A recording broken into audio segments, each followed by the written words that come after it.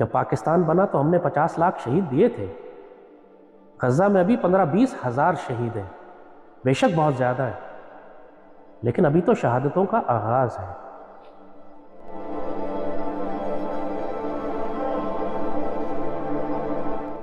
الجزائر نے جب آزادی حاصل کی تو 10 لاکھ شہید دیے تھے. افغانستان نے روس اور امریکہ سے آزادی حاصل کی تو 15 سے 20 لاکھ افغان شہید ہوئے.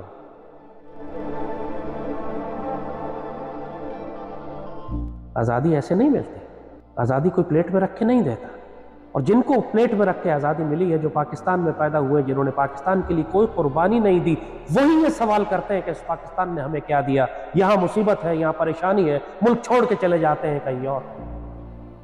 جب ہم فلسطینی مسلمانوں سے بات کرتے ہیں نا، تو بڑے پیار سے پاکستان کا ذکر کرتے ہیں اور کہتے ہیں تم لوگ خوش نصیب ہو کہ تمہارے پاس تمہارا ملک ہے، تمہارے پاس تمہاری آزادی ہے، تمہارے پاس تمہاری فوج ہے، تمہارے پاس تمہاری فضائیہ ہے، تمہاری نیوی ہے، تمہارے پاس تمہارے ایٹمی ہتھیار ہیں.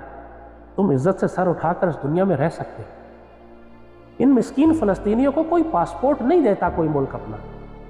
ان کے پاس مہاجر پاسپورٹ ہوتے ہیں. کوئی اسرائیل ایشو کرتا ہے یا اردن ایشو کرتا ہے یا کوئی مصر دیتا ہے. ان بیچاروں کو کوئی ملک قبول نہیں کرتا. تم سمجھ رہے ہو کہ آج صرف غزہ کو کھنڈر بنایا جا رہا ہے، تمہاری باری کل نہیں آئے گی؟ ایسا نہیں ہو سکتا.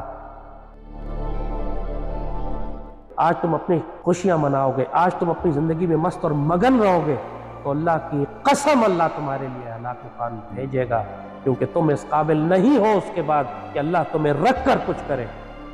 تمہاری فصل کاٹی جائے گی. اللہ کو شیروں اور دلیروں کی ضرورت ہے، ہجوم آبادی بغیرت بے شرم بے حیا لوگوں کی نہیں. 2 ارب کے مسلمانوں میں سے اکثریت کی فصل اب کاٹی جائے گی. اسی بات کو سیدی رسول اللہ نے ملحمۃ الکبریٰ فرمایا، بڑی جنگ، بہت بڑی جنگ. اور آنے والا دور جنگوں کا ہی دور ہے. اور اگر تم نے اپنے آپ کو اور اپنی اولادوں کو آنے والے وقت کے لیے تیار نہیں کیا، تم بہت خسارے میں ہو گے.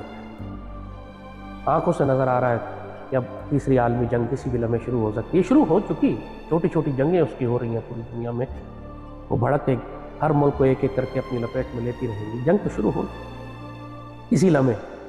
دنیا میں کسی بھی جگہ ایٹمی ہتھیاروں کا استعمال ہو سکتا ہے. تمہیں اندازہ نہیں ہے کہ اللہ کتنے جلال میں ہے اس پاکستانی قوم اور اس کی قیادت اور اشرافیہ سے. انسانیت 2 حصوں میں تقسیم ہو چکی ہے. اب کوئی نیوٹرل نہیں ہے. یا آپ اہل غزہ اور مسلمانوں اور سیدی رسول اللہ کے ساتھ کھڑے ہیں، یا آپ دجال کی فوجوں کے ساتھ ہیں. آپ اگر خاموش بھی ہیں تو آپ دجال کے ساتھ ہیں. اب کوئی نیوٹرل نہیں ہے. اب کوئی درمیانی راستہ نہیں ہے. آپ یا حزب اللہ میں ہیں یا حزب الشیطان میں.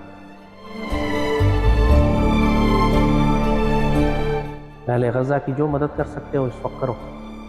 یہ اہم نہیں ہے بات کہ ہمارے وسائل کتنے ہیں، ہمارے پاس ہتھیار کتنے ہیں.